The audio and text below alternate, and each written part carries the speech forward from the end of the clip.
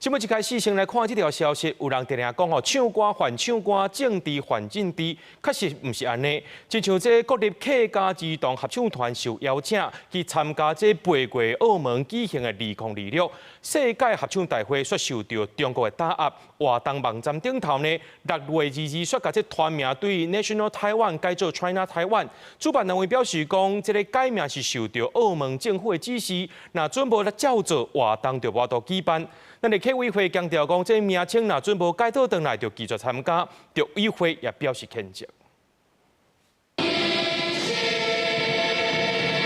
2021年伫雙十國慶大典領袖國歌，由政府支持客團會經營的國立客家兒童合唱團成立7月滿8周年。那佇國內世界演說，去年也去邀請到日本東京、海外來巡演。原本有家己8月要代表台灣唯一的團體到澳門參加世界合唱大會 WSCM， 無想到聽講主辦單位伫22家己甲咱統的團名改做中國台灣。一直我們都是用這個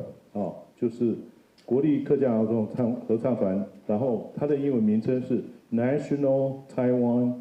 Children's Choir， 然後後面國籍注明是台灣，這代表 IFCM 也認為說這個名稱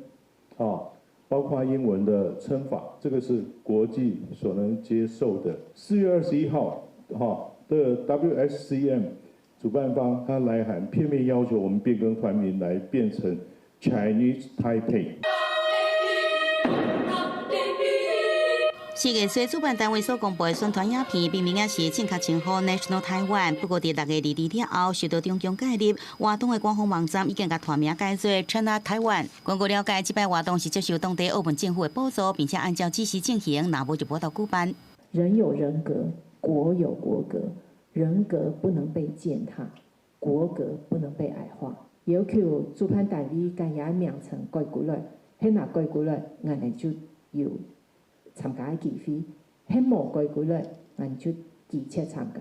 客委會呼籲全世界客人看到中共的本質，陸委會也發聲來譴責，認為兒童純真的優美的聲音，不應該受到政治賭博的侮辱。呼籲主辦方應該重視國際社會多元的價值，趕緊來恢復咱方團體正式的名稱。記者綜合報道。